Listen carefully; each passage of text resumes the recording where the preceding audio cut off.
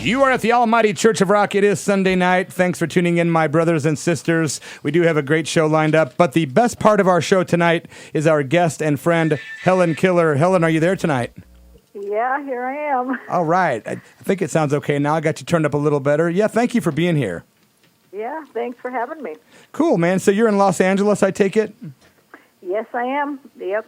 Been here for quite a while now. Now, we hung out with you in Maui. How was your Maui stay? Oh, it was fabulous, as you know. I mean, you know, how can it go wrong? Right? Maui. Totally. It's a hard place to leave, isn't it? Once you've been there and kind of kicked it for a while, it's hard to go home. You know, it is. Fortunately, I've got, like, my son. One son lives there, and I've got my other son living here. So it's kind of like I get to spend a little time there and here, and Best of both worlds. It's the best of both, kind of. For sure. You know, we appreciate you coming on. We do a rock and roll show, obviously, and we're, big fans of punk rock, of course. And I'd like to just get right to the point as far as rock and roll and punk rock. At what age, as a young woman, did you get into, like, the whole world of rock and roll or punk rock? How did that start for you, and what age? Well, God, I guess the rock must have been, when I was about 18, 17, high school. It was kind of a crossover. I caught the tail end of the glitter glam thing, kind of, the New York Dolls, Iggy Pop, Bowie, all that. And that was, I was in high school, and that was kind of coming to an end. And, the alternatives were pretty sad at the time. We had, like, disco coming in and just the big rock bands. And I think, me and Trudy, my friend, we used to get the magazines like the Melody Maker and Cream and follow, like, all the new bands that were coming out of England. And I think in 76, we saw the Sex Pistols were getting written up, and we just started listening to that. The second we could get our hands on the first records, 45s coming out of England, we were on it. We just it was like an instant, like, from glitter, dirty glam to punk rock crossover. Yeah, right? Yep. Yeah, young, 17. Well, yeah, I was 17, 18. And then when the Pistols were here, I think, was when I was 19. So, yeah. Just quickly to skip ahead a little bit, somebody asked me if you were the person that gave Sid Vicious the bloody nose during the Dallas gig of their U.S. tour. Oh, yeah. What's the story? It wasn't like I didn't punch him in the face. It wasn't quite that, which people used to say. We had met prior to the show. We had shown up at Soundcheck and met the band there, and Sid came over, and I think he was really happy that there were just some punk rock kids there to see the band. And when he heard that we had driven from L.A., he quickly got our money back for our tickets and got us on the guest list as, like, their only guests. And we hung out for a while, and we came to the show that evening. We had already met, so we were sort of like we'd already made friends, and we were hanging out, and we were all on the side of the stage there, and I think we were smoking a cigarette, and I was holding a cigarette, and he kept bending over, and there was a corral around the stage, and he leaned down, and I jumped up, and I headbutted him right in the face. Oh, man. And he just started bleeding all over, after which we were kind of making out, and there was just blood all over our faces, which made for great photo opportunities. I was going to say great publicity there. Wow. Yep, yeah, and that was kind of our introduction to each other. Yeah, and I've seen the photos over the years, but even if I might have known in the past because I'm one of those guys that's like a encyclopedia of rock dude, But yeah. I forgot that point, and somebody said, "Was she the one that did that?" I go, I probably. Yeah. Yep. That was the beginning of our friendship. Yep. Wow. Kind of cemented that. So flash forward or backwards. I'm sorry. Before you knew Sid, you knew Darby Crash. Is that correct, or is that backwards? Oh, no. I knew Darby. I knew Darby before and after, I guess. Yeah. Okay, yeah. Yeah, because they were in the germs, and prior to going to England, I was kind of not a fan of the germs. I kind of thought, they were kind of goofy, and he had his like bobby pin thing going with his Bowie hair, and I was like, what are you doing? And and then he kind of developed. He developed from Bobby Pin into Darby Crash, and after I got back from London, we just sort of kind of reconnected and kind of spent a lot of time together for a good 6 months. I think we were sort of in almost always together. Interesting. Yeah. It was like two guys that were in my life, like Sid and Darby, that didn't end well, either one. Did you see it? Did you see it coming? Did you think that either one of those cats would live long, or did you ever think about it at all? Well, I think I thought about it. I was living with Sid and Nancy, so I couldn't not think about it. I would go into the room and they'd be, knotted out, and the cigarettes burning their bed linens. It was. I kind of felt sort of like a caretaker, a mom. I don't know. I was like there, and I was like, how do they survive with like not a third person here to make sure they don't like just die? Wow. I didn't know much about doing heroin at all. I mean, I didn't. That wasn't what I did. That wasn't what we did back then, and so it was kind of like I was just trying to like take care of them. To the best of my ability. And you're the same age as they are, basically. Yeah, so yeah, we were just kids. I mean, looking back on it, we were all really just kids. Wow. And you look back on it, even 10 years later, and you go, gosh, they'd only gotten through that. Maybe another 5 years, and they would have made it. Same with Darby. It was especially with him. Because he had a lot of, I think the turn the scene took at that point, like the whole like hardcore thing, might have had an influence on him, being that, his sexuality was in question, and, he was like, never quite sure, and, where he might have been able to totally, be who he wanted to be 5 years prior to that. Yeah, At right. that point, it sort of wasn't as open anymore. A scene that was so open and accepting of everybody in the beginning became kind of dangerous. Wow, yeah, how limiting for him then, yeah. Yeah. Well, and you think too, like as you said, if had just a few more years, they were just kids, like you said. Oh yeah. And we 5 all years go down the line, it would have all been, stupid. Yeah, we all go through phases. We all, we've all had, experiments with drugs and alcohol and those types of things, and most of us make it out the other side. Right. And it's just, I guess, in that life of excess where you have people throwing things at you and, you basically have access to everything. It's just too much for an 18-year-old kid, Yep. So it's hard. It's hard. And especially if you're like in the spotlight like that. I mean, you are just so under scrutiny of everybody. The pressure. With Sid and Nancy, everyone was trying to like take Nancy away and like, just like put her on a plane and get her out of there. And it seems like the more you do that to people like that, the more they're drawn to each other. Yeah, exactly. The more you tell them no, the more they're gonna. Yeah. It kind of brings to mind Amy Winehouse, and the boyfriend that she had. Yes. Same kind of deal. She could just not break away, and the more they tried to get her away from that guy, the more she was drawn to him. The worse it is. And when you do take them away, they kind of fall apart. It's, it's like kind of cliche Romeo and Juliet. It's tragic. It's like, but... Toxic love affair. Yeah, it is. It is. Did you happen to know Sid or meet Sid's mom? I did meet her. I have kind of like just a little story, like quick one. I was at the house at the, and they had gone out that evening, and she showed up. She showed up, and they had said, if she shows up, don't let her in the house. And I was like, wow, okay. Thanks for leaving me with that. Put me on the spot. Yeah, right. And she did. She showed up. She pulled up on a Harley Davidson, all in black leathers, rang the doorbell.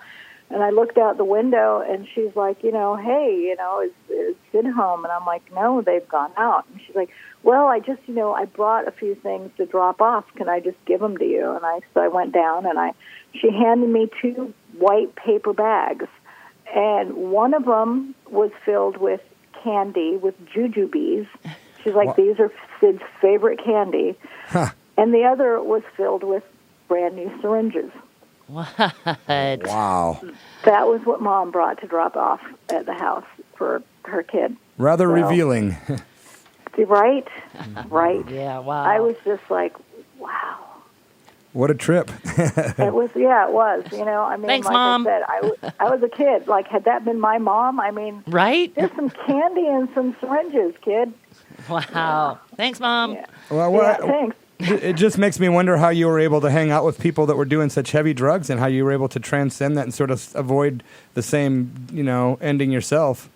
Well, I don't know that I transcended anything. In all honesty, later on down the line, I came back hanging out with Darby. We started shooting a lot of speed, and I never did cross over into the heroin thing until maybe way, way, way later in my life for a little bit. But because of Sid and Nancy, and Darby and people I knew that did heroin, I watched them and I watched what it turned them into.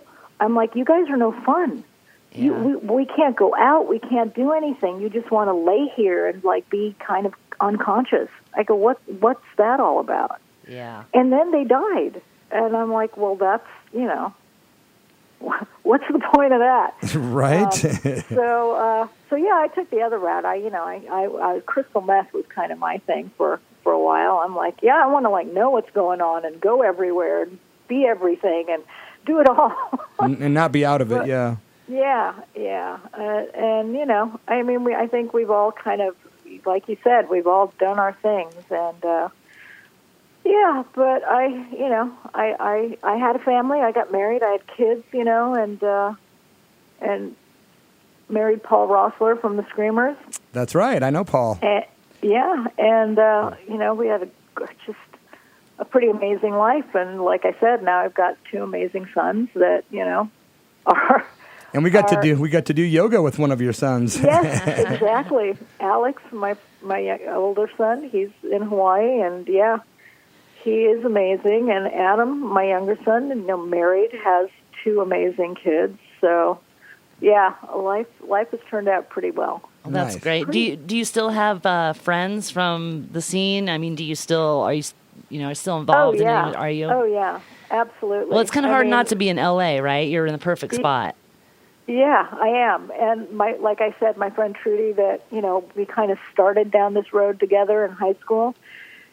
Just a couple weeks ago, we went to the Slash book release thing. We saw that on Facebook. We were hanging out.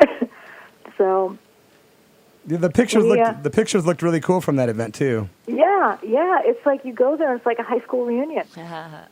It's the best.